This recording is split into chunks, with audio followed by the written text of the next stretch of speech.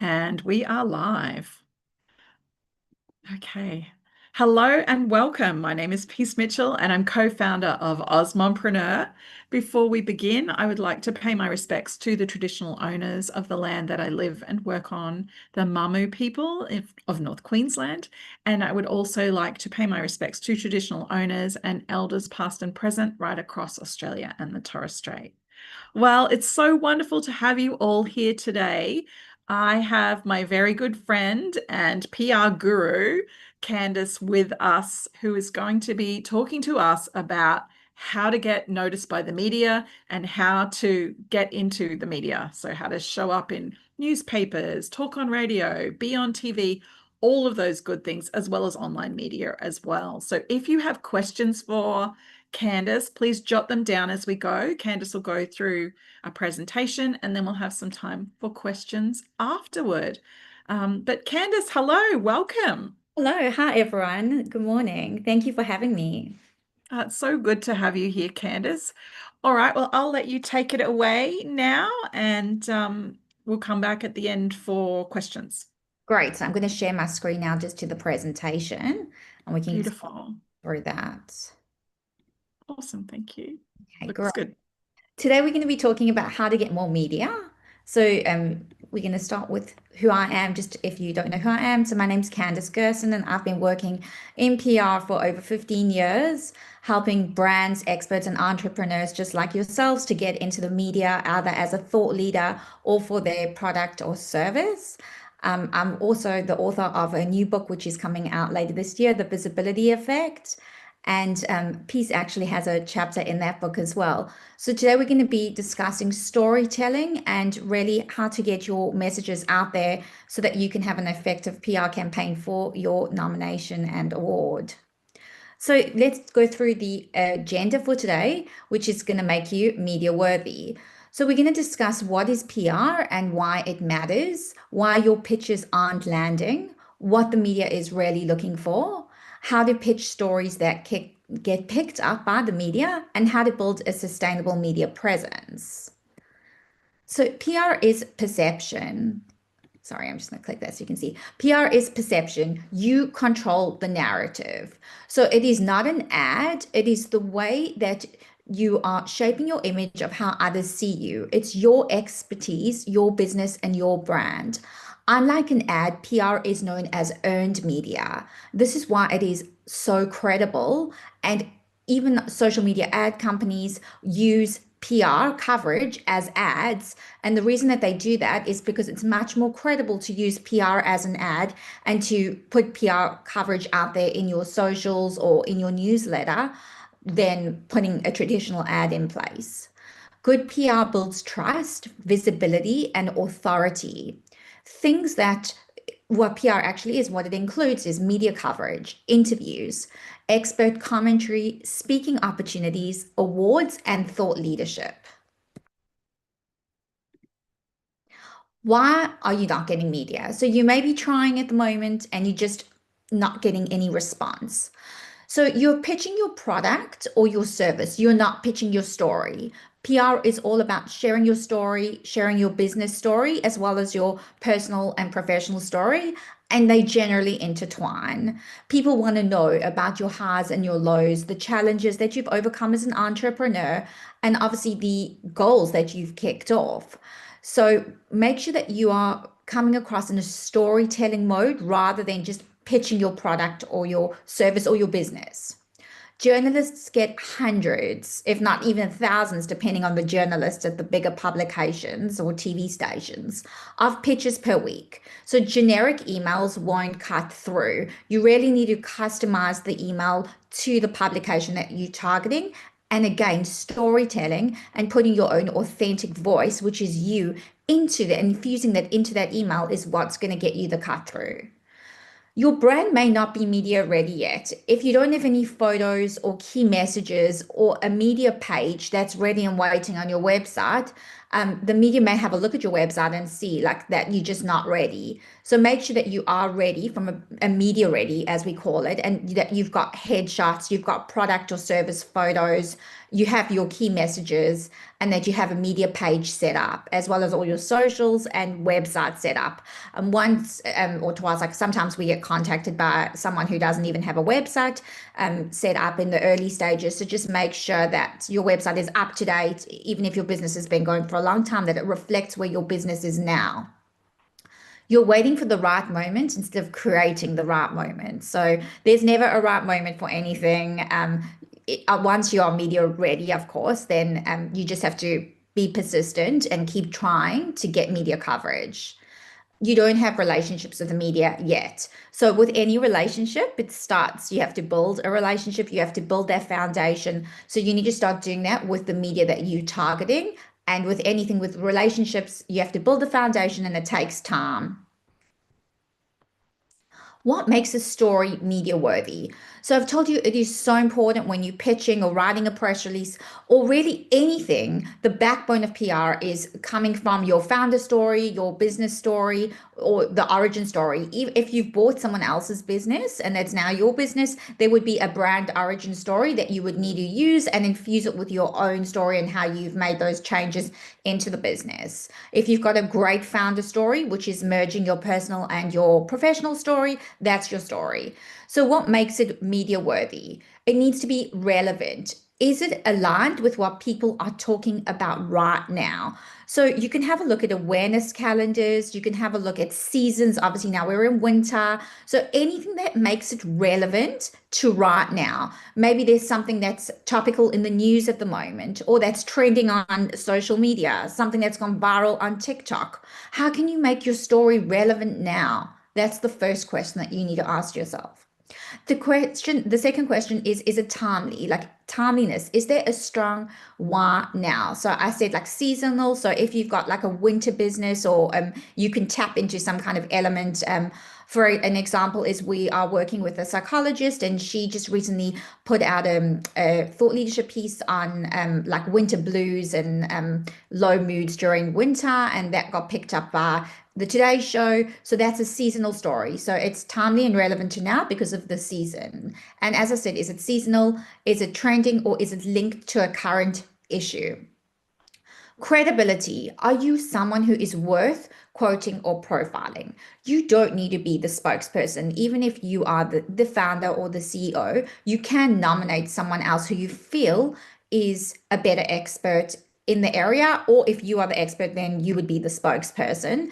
The media need credibility. We also, as a PR agency or a PR agent, we need to make sure that the clients that we work with are credible. Otherwise, we wouldn't be like being ethical to the media. So an example I can give you with credibility where the CEO was not the spokesperson is a big education brand that we worked for. There was an education expert who had her PhD. She'd been a teacher before, and she was an academic, and she was much more credible than the CEO. So they decided to use her as the spokesperson, and the media loved her. So you can have a think about that if you're going to be the person who's going to be quoted, or if there's someone else within your company that's better suited to the credibility. Audience value. Will the readers or listeners care? What's in it for them? The media will only pick up your story if there's some kind of value in it. So, have you overcome a challenge? Have you got a really interesting personal story? Do you have like a feel good story? Is there any educational or any tips that you can share within your story for others? Perhaps it's an aspirational story. That is all what we mean by when we say your story needs to add value to the audience. So you need to make sure that all these things are ticked off to make sure that your story is media worthy. You need to be known for something specific. So ask yourself, what is your niche? What do you stand for? What is your bold opinion? Here is an example of a strong positioning statement, just so that you understand these questions. I help female founders become the face of their brand through thought leadership. So that is, it's covering the niche, it's what I stand for, and it's what's your bold opinion. It's an example of that. You need to create a media bio, which is a one-line hook, which includes who you are and what you stand for. 2 to 3 proof points, and this is where your award or your nomination comes in. And you need to also be talking to their audience and showing some kind of social proof over here. And then, of course, this is where we need to be careful with AR. If you are using AR to craft your material, just make sure that you're adding in a personal and or an emotional connection to your cause, because that's the one thing that fine, you can use AR to help you with your drafts, but you really need to add in that human, authentic, personal, and emotional element.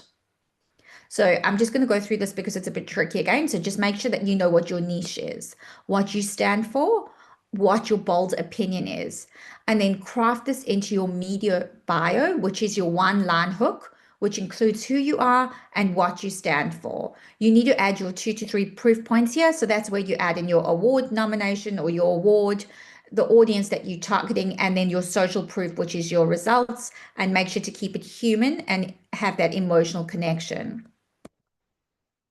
Your brand has stories.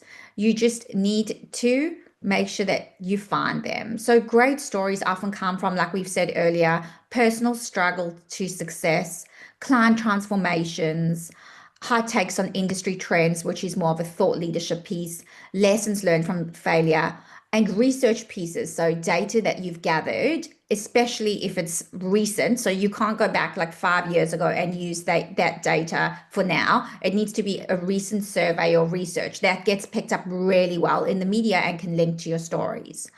Ask, why should people care right now? Like, why should the media pick up the story right now? And here's some examples of hooks. So why X is the silent epidemic affecting women. The $10 fix that helped 50,000 Aussies stop biting their nails. So you need to use, I call it clickbait hooks. So if you look at a headline in a newspaper or online, whether that's news.com.au, Daily Mail, they'll use some kind of clickbait hook. So you need to think, what is a clickbait hook for your business that you can use in your press release, that you can use in your pitch, and that you can use in your subject line. We'll get to it later, but your subject line of your pitch is the most important thing, because that's the first thing that the journalist is going to see. It's not just the big names. Start local and think niche. So if you're a little bit hesitant, you're new to PR, start local and go to your local newspapers, radio stations, and your regional TV. It will give you practice and it will build up that muscle and that confidence. You can also go to trade or industry publications. Some of you may have a B2B business and this may be more relevant. Newspapers and podcasts in your industry. And here are some tools. These are international tools that you can use to find some media opportunities. So Source Bottle's local to Australia, Harrow is the US, and I think they've got a few other countries, or you can do hashtag journal request on X. Don't ignore LinkedIn. Journalists are on LinkedIn, so you can either look for them or on LinkedIn, or they might come across your thought leadership piece that you post or your story that you've posted on LinkedIn. One great email can change everything. So talking about subject lines, I think I mentioned a few seconds ago just how important the subject line is. So this one is how a single mom turned a nail biting into a $3.5 million brand. This is actually a true story, and that is a clickbait, attention grabbing subject. So that's what I mean by you need to make sure that your subject grabs their attention. The body format of your email pitch needs to have the hook, which is the one sentence, which has that bold positioning statement that we covered earlier. It needs to cover a very short who you are that showcases your credibility and why the story matters now. And then offer yourself for quotes, interviews, or an op-ed, which is another name for an opinion editorial, which is a thought leadership piece. Keep it under 200 words. Attach a beautiful headshot and a link to your website or your media page. Pitch the story and get ready to react. So there's two types of PR that you should be doing. There's proactive PR and reactive PR. So proactive PR is why you're on this call today. You are proactively wanting to create your own media moment, whether that's a launch, a campaign, a pitch, and to share your story about your award nomination. And then there's reactive PR, where you respond to any trending news with your expert insight. So I'm just going to say that again. So we have proactive and reactive. So proactive is you planning ahead. So it's seasonal, it's looking at awareness days, upcoming launches, the fact that you have an award nomination, that's proactive PR. Reactive PR is seeing something in the news or seeing something going viral or on social media and saying, I want to have a say. I want to let the media know I want to be the expert and I want to newsjack and jump on the story. Example, a psychologist commenting on the rise of teen anxiety during school exam season. That's an example of reactive PR. Get into the habit of tracking the news and offering your value and your expertise. Just make sure that you're scouring the news and looking at those source bottle, Harrow to see where you can comment. That's all reactive PR. If you want to be taken seriously, look the part. So you need to be media ready. We spoke about a little bit about that before. So here's a checklist to make sure that you're media ready. You need high resolution headshots that are current and up to date and professional as well. So you can take, if you, for example, have a casual business or you're a lifestyle business, make sure that you take if you have like, for example, a restaurant, make sure that you take photos in your restaurant. If you are a dentist, make sure that you take photos of you in action, but then also just have normal like corporate kind of headshots ready to go. Have a concise media bio, talking points and sound bites. This is really important because if you have 3 to 5 talking points or sound bites that you always want to get across, so you can stick it on like a post-it note or somewhere that you can memorize every day, you'll always be on point for all your media interviews because you'll always know your talking points off by heart. Your media kit needs to be a PDF. Some people have a web page. It's completely up to you, or a Google Drive, how you want to have your media kit for media. And then you need a link to social proof. So this is not salesy. It needs to be genuine testimonials. If the media is going to be covering a case study, they need to be happy to talk to the media. They need to be happy to share their name, surname, age, story, and how your product or service helped them. So often you'll see a testimonial without the full name or surname. The media is not going to use those. It needs to be someone who's happy to talk and happy to share their details with the media in most cases. And then also links to social proof is your award nomination. So you've got that now. So it means that you can be taken seriously and it can be a part of your media ready checklist. What gets you featured? So what works? Angles with emotional or practical relevance. So obviously emotional, feel good stories, challenges overcome, those work really well with media. Practical relevance, things that are practical and relevant, it means educational, adding value, giving the readers or viewers something to learn, something that's relevant to their lives. Strong opinion or fresh take. So if you have a strong opinion and you're an expert, the media will be interested in your opinion. Or if you've got a completely innovative, fresh opinion, they will be interested in your fresh take as well. Statistics or proof. This comes back to surveys or research. They work really well, especially if they are current. The media love them. Visuals that support the story. So this is really important. So for example, if you picked up by TV news or TV, they'll always ask for vision. So vision is any videos, B-roll that you have, videos of you accepting your award, for example, any kind of videos that you have on social media, and then photos. So your headshots, photos of you with your product or service, photos of other people with your product or service. So you need to make sure that you have that already. If you get picked up, you want to make sure that like you can send it to them straight away. Accessible spokesperson who shows up fast. So with PR, you need to be able to, the media is basically dictating. So they are the ones who are going to say where, what, when, and we have to adapt our schedule to make sure that we show up. That's like the most important thing when you embark on your PR journey, is that you need to make that commitment that you will drop everything to, if today's show or if the news want you this afternoon at 3 o'clock, you're going to be there on Zoom. Obviously, sometimes it's not practical to be in studio, but you need to show up. So you need to make that commitment before you even start your PR journey. And if you can't do it, then you need to have like a spokesperson from your company who would be happy to do that and who can show up fast. What doesn't work and what doesn't get you featured? Vague emails, so emails that are like a waffle and a jumble and that aren't short, sweet, succinct. self-promotional emails. Like no one wants to get a salesy email. The journalists don't want a salesy email. They're just going to hit delete, or they're going to forward it to the sales department, and the sales department's going to be contacting you. Late or generic responses. With PR, it's all about timeliness, newsworthy, and newsjacking. So time is really of the essence. The news cycle's 24 hours. So it comes up to showing up and just making sure that you're staying on top of your emails. Sometimes journalists text. I can't even tell you the amount of like TV pitches that have been done through text because it's easier for the producers.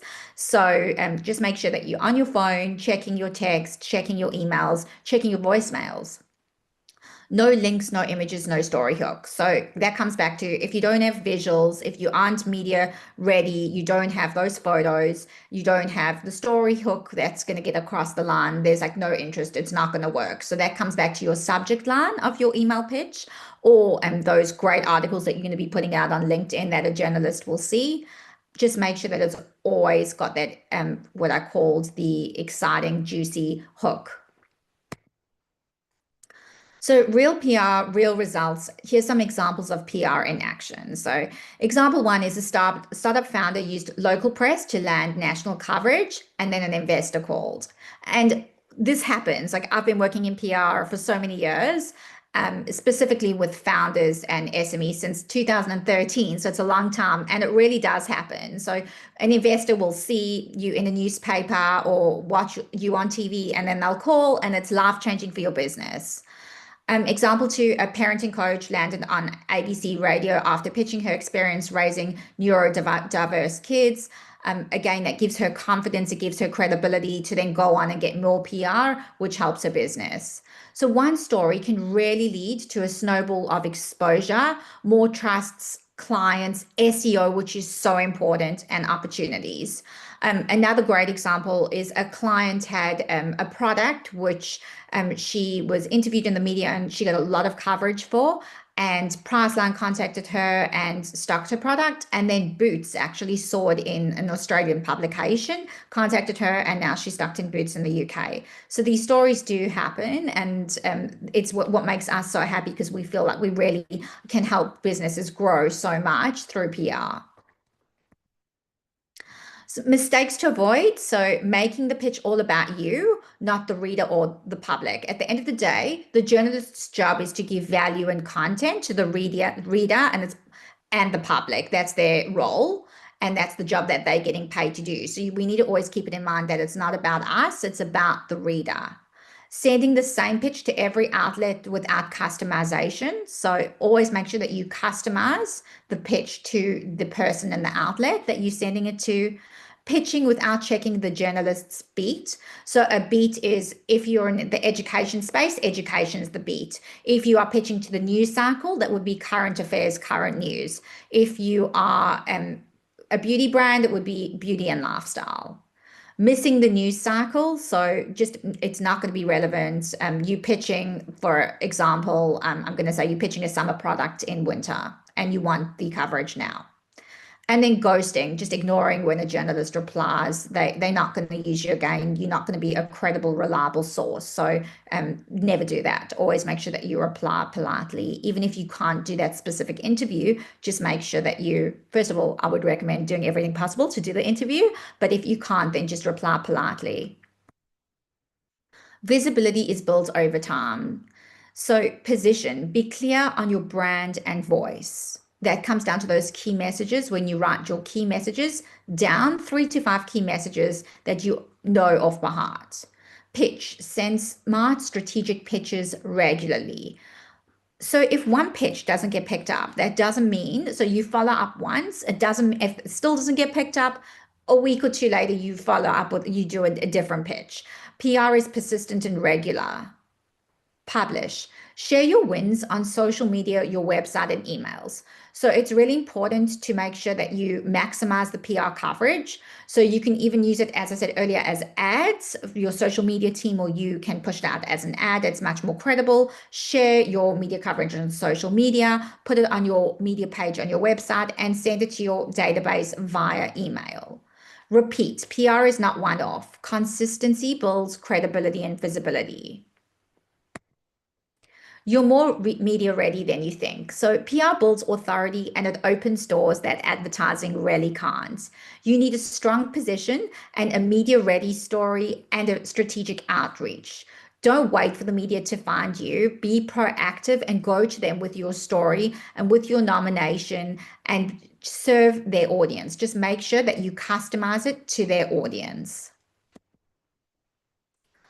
So just to summarize here, write or refine your media bio. So after this call, what I would do is I'd make some notes of the things that you have to work on when it comes to your PR. So if you have a media bio, great, just have a look and refine it and edit it. If you don't have one, you can write a short one. Come up with 3 story angles that you can pitch this month. So you've got your nomination and your story as one. So come up with 3 in total that you can pitch this month. Then research 5 journalists or outlets in your niche that you want to target and set yourself a goal. So pitch 1 per week for the next 4 weeks. So, see how these are all different portfolios? We should just have one portfolio. Sorry, I think. Okay, so we've come to the end of the presentation. So if you want more help or information, I'm happy to have a conversation with you if it sparked any ideas. And here are my contact details, and I'm happy to answer any questions. Thank you so much, Candice.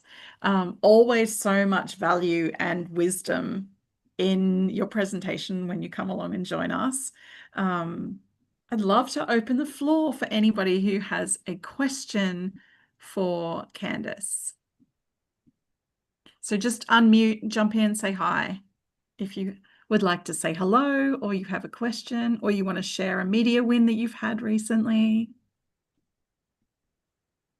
Everyone's feeling shy, so I'm going to start.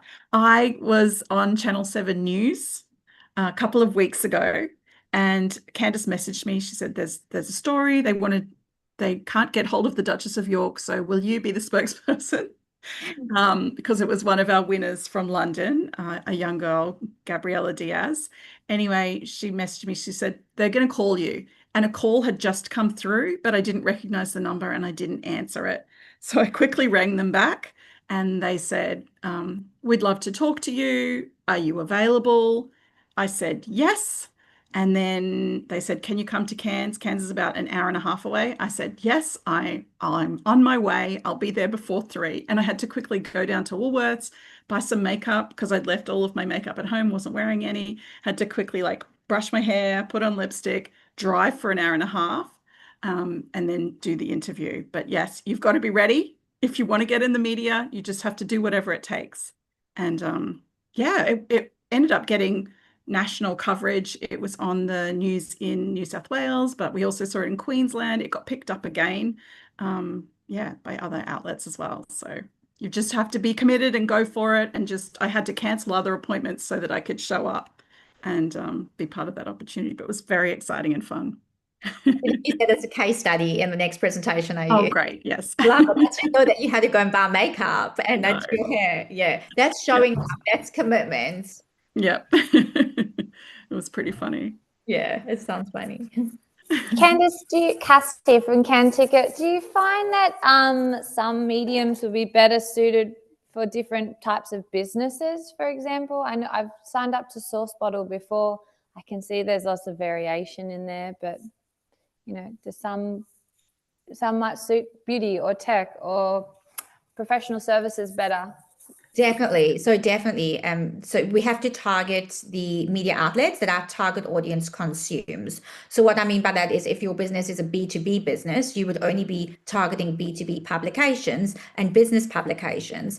If you want to get into mainstream media, then your product or your service or your story needs to be something that will add value to mainstream media. So we work with the client and then we work out exactly who to target based on their target audience and their ideal client. Okay, cool. Yeah. Can I just mention something on Source Bottle?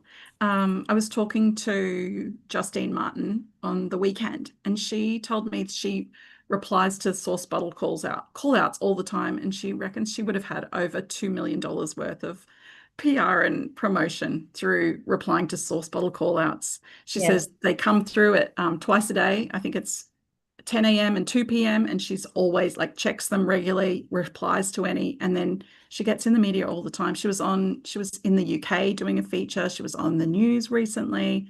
So yeah. Yeah, she's really great at her own PR. So that's reactive PR. And if you can make your story fit those call outs, and you as an expert can offer your expertise and make them fit those specific call outs, that's great reactive PR, and that's something that you can do. Beautiful. Hi, Candice. Hi. Hi, just a quick question. So is it worthwhile searching for a good PR company to help get me out there, or is it something I should just be doing on my own? So that's a decision for you and your business. So you can definitely do it like Justine does on her own. Or otherwise, I'm happy to have a chat with you as well, just to let you know like different packages that we offer as a PR agency. So it completely depends on your time and your resources and your budget, whether you want to do it yourself or whether you want to work with a PR agency. Beautiful. Thank you. Sure. Hi, Candice. It's the second time I've seen one of these presentations you've run, so it's really good hearing it again and knowing that I haven't done anything since the last time. So I've got my checklist to start with now. Just wanted to ask, like, getting your head around who's on the beat at various outlets, media outlets. Is that something, I suppose, if you hire someone like you, then you would know all of those people, but within these groups, or anyone have any starting points? Because, it is kind of, I'm just thinking, I've read some great articles, but I forget who's written them at, Courier Mail or whatever, for example. But just keeping track, once you read something that, that's their beat, and then contacting that person directly. Is that sort of the approach you would take? Yeah, so it's actually much easier now than it was for people to do their own PR years ago with Google and like LinkedIn. And also, a lot of the journalists actually publish their email addresses. So what I would recommend is create a spreadsheet. And then if you do read a great article that's relevant to your business that you think the journalist would be interested in, pop their name down, pop their email address down, and start creating your own media lists. Obviously, like for us, like for me specifically, I've like been in the industry for a long time in Australia, so I have relationships, and PR agencies also use like software, which is people wouldn't be able to afford in like their own businesses. So that would be the best starting point, is to create your own media list. And you can also look on LinkedIn for a specific journalist, and Google. So if you are looking, for example, in like the food and beverage business, and you are looking for a food and beverage journalist, so it's easy to put that into Google and to get a list and to create your own media list and then contact them that way. Sure. I think you're on mute, but was that helpful? Yes, that was just thank you. Yeah, I think that sounds great. Thanks. Great. Awesome. Thanks, Rebecca. Lily, hi. Hi, Candice. Hi, Peace. So I have a question. I've got two different businesses. One, I've been in the media lots and I'm on magazines and things. So that one's an easy one. I've already got media page and things to talk to. But the other one, which is actually my main business, and one that I'm starting to now try and gain new business in, and grow in different directions. I don't have like a media page yet for that. What's your recommendation for like how to sort of start that without having, I mean, I've got like some testimonials, but they're from big brands like Target and Zara. I wouldn't feel comfortable, the press, contacting them to have a chat with them, because it's kind of a bit it's a bit sort of Yeah. so Yeah, so try get like your first piece of media coverage and then add that to the media page. Obviously, I don't know about your specific business, so I'd be happy to have a chat with you just to give you some like more individual advice with regards to that. But just, yeah, you need to work on getting PR for that brand. And then even if you've got one piece to start that media page or to use that specific logo. would awards be part of that? So because for like global brand, something like that, or is that it's more Separate. So the awards is the credibility.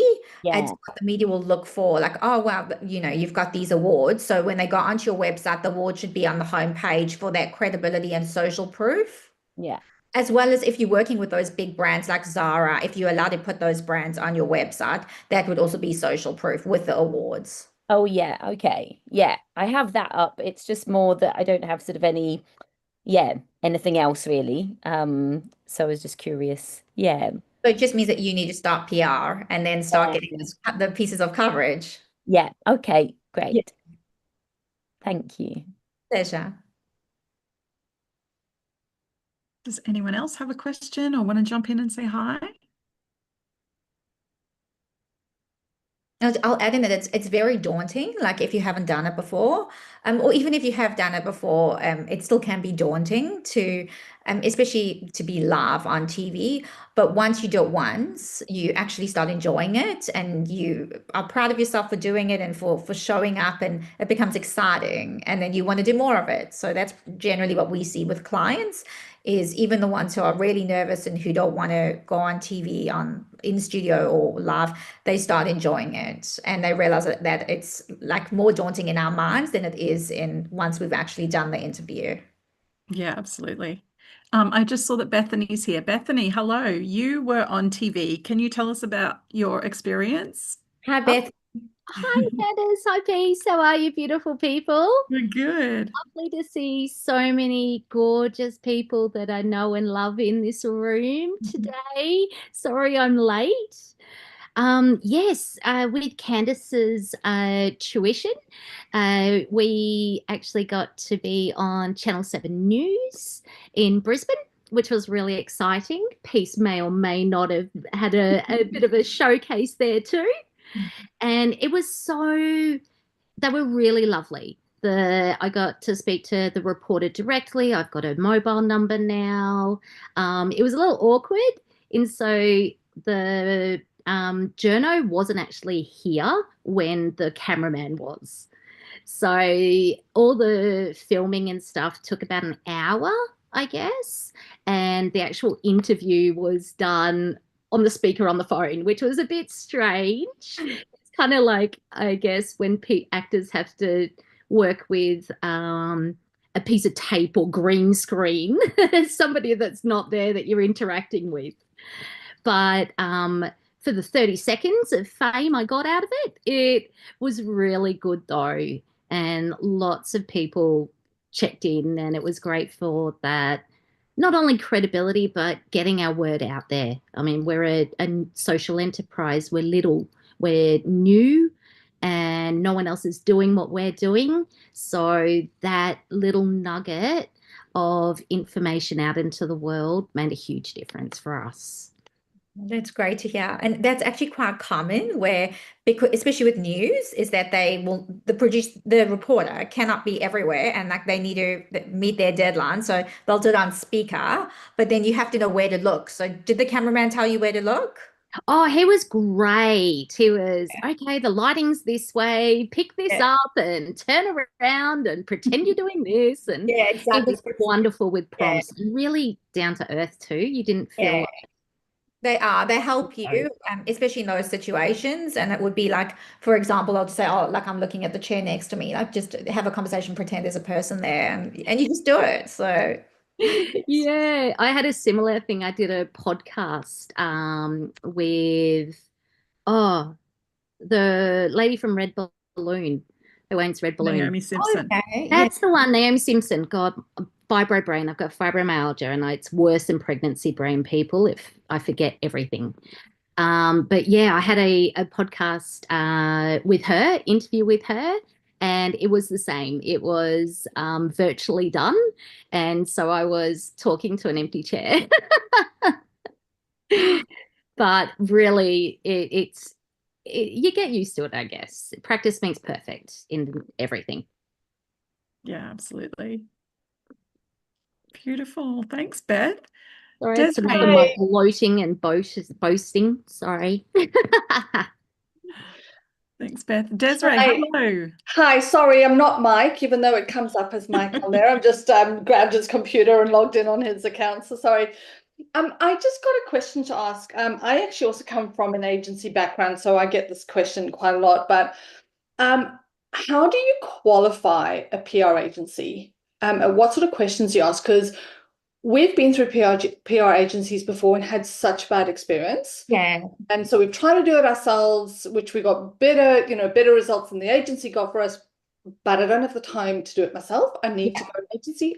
What are the questions to ask? What do we look for? So one of the reasons I freelanced when I first moved, I was in corporate in the UK, and then I moved over to Australia and did freelance work for Sydney PR agencies. And one of the reasons I set up my own was because I didn't like what happens is a senior person comes in.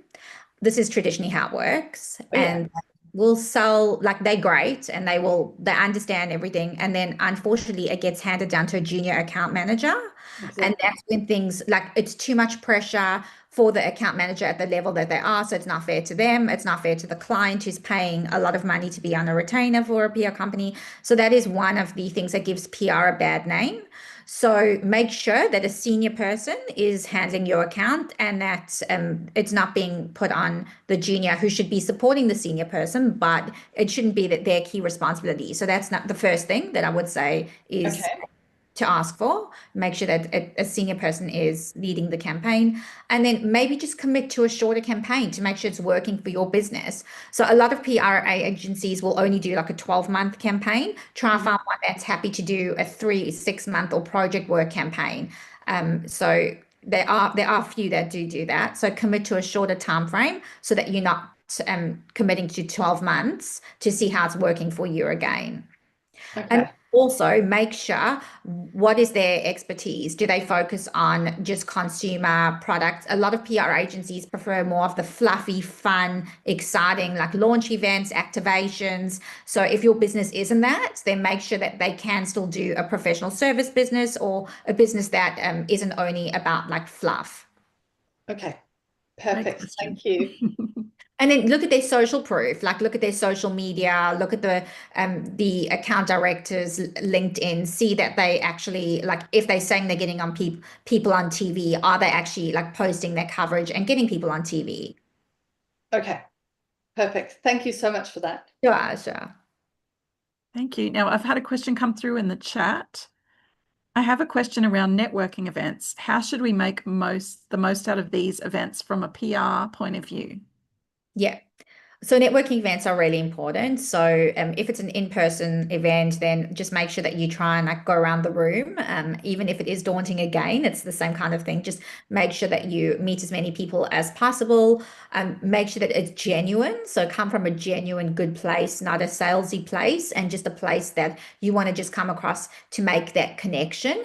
Because even if they're not the right connection for their business, if you leave a good impression that's genuine on the person, they may have a connection that they want to introduce you to. So if it's online, generally they do put you in breakout rooms and you get like some time with each person. So again, just come from a place of like just genuine connection, interest in their business as well. People love you showing interest in that's like a PR tip, is obviously people love talking about themselves. So let them talk about themselves a lot as well. And don't come from like a sales place.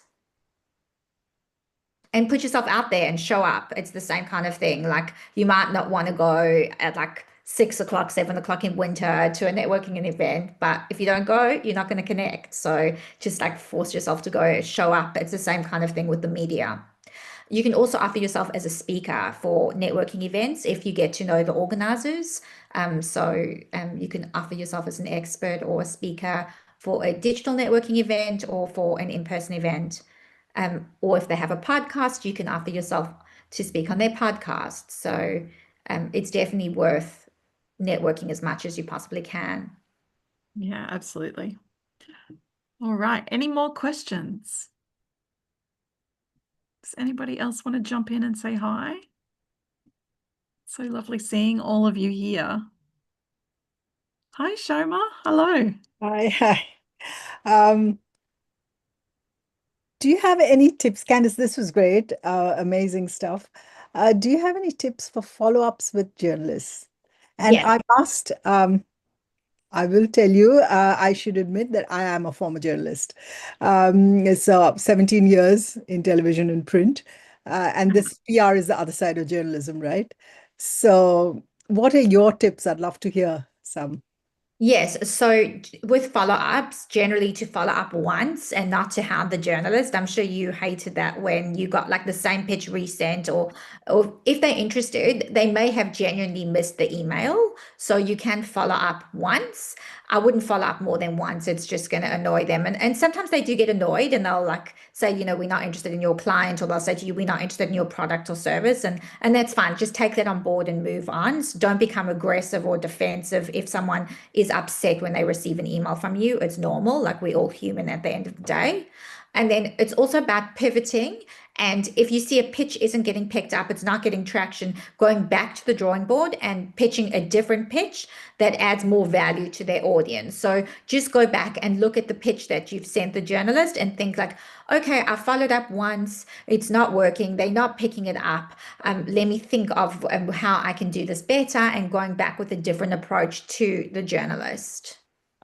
Absolutely. I mean, they're fabulous tips. And I think also building a relationship before you pitch. Yeah, Uh, a lot of people have done that with me. Like I used to get, and this is going back, like I was a journalist in the 90s and early 2000s, so a long time ago. And we used to get like 200 pitches a day, or in 2 days, 250, proposals coming in, yeah, media releases coming in. And we were just, it was the headline that caught the thing, caught our attention, and most of them. But if someone had built the relationship with me before, I was a human interest features writer and editor, then my attention was like, so I think if people can build the relationships before they pitch, yeah, I think there's a great connect that they'll remember you. It's just, brand and name yeah. recognition. But I I loved what you've said.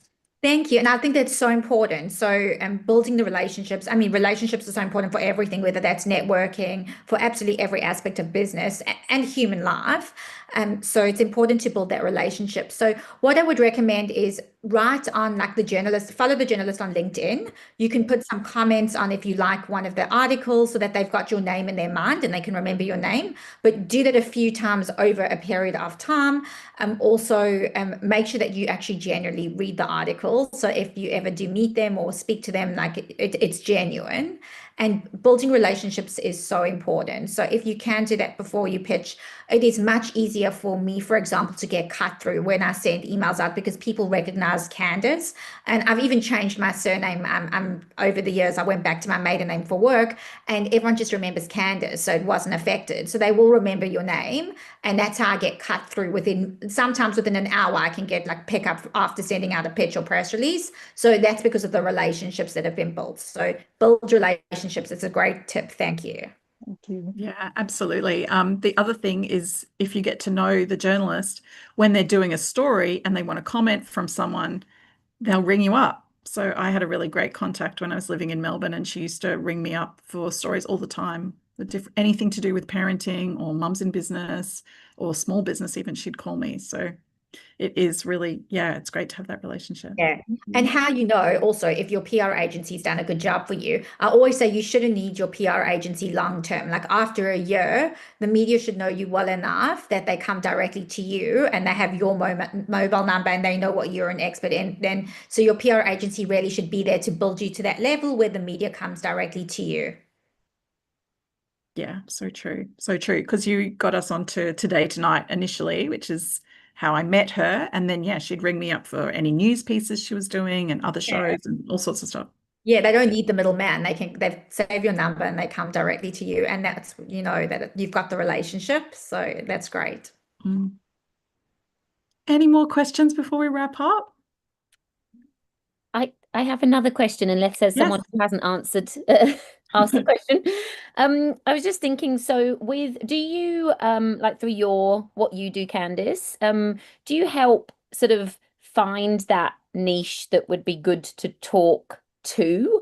That there's sort of, I have multiple elements of the business and I don't know what would be more like, that something, that people would be interested in and genuinely and would be more of a story. Yeah, sure. So generally the first PR call is just like a chat. So you can just book in with me. There's no charge, and we can just discuss that on that call and I can give you some advice. Great. Okay. Perfect. Sure. Thank you. Anybody else got a question? There's only a couple of people we haven't heard from if you just want to say hi. Sarah's here from Cool Beans. Hi, Peace. Great to be here. It's always great to see your beautiful smiling face and really excited to see what's coming along this year. I've had a bit of PR myself this year. I was on the Today Show a month ago, which was great. And now I'm just trying to leverage that to get some more PR. I've had quite a few articles and podcasts this year, and now just trying to get some more mainstream stuff happening to get more awareness around the men's health space. Amazing. That's great. So good. If I can give you a tip there, when going to other media, don't say that you've been on the Today Show. So just go from a fresh approach that, like with your story, don't say the media that you've already been featured on, just because sometimes it can be a little bit of a turn off. They think it's an old story. Okay, great. Yeah. Thanks, Candice. Really appreciate it. Sure. Sandra's here as well. Hey, Sandra, how are you? Hello. Sorry, I've got a child running around, so that's why. Right. Yeah. I'm well, thank you. Thanks for this morning, Candice and Peace. It's been really good just listening when I can, like, to what's going on. I really appreciate it. So yeah. So hi everyone, and congratulations, Peace, on your award on the weekend. Thank you so much. Oh yes, congratulations, Peace. It's amazing. Thank you. Thank you. Super exciting. Awesome. And Justine Phillips, hello. Hi, how are you, everyone? Sorry, I've been listening. Yeah, I'm Justine from Heart Matters, so hello.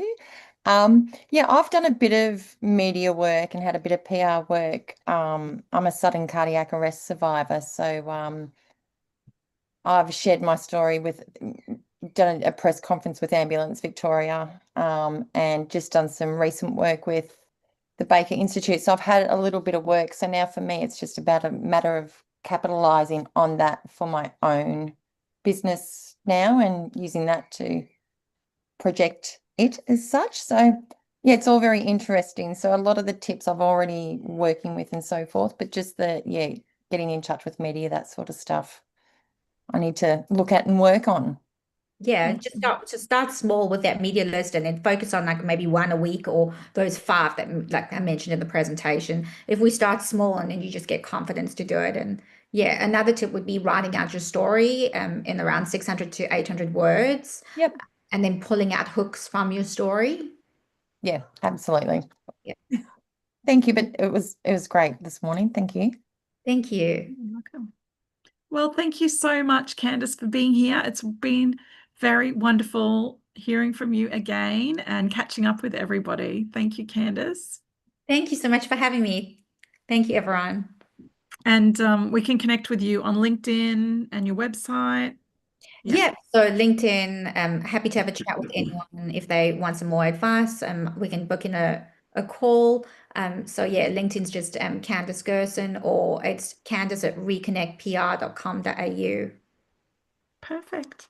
Well, thank you so much. And thanks everyone for being here. We've got another call happening next week. We're going to go through the questions for the awards application and have a bit of a co-writing session if you want some support with your writing. So that's happening next week. All right. Thanks, everybody. We will see you next time. Thanks, Candice. Thank you. Bye. Bye. Thank you.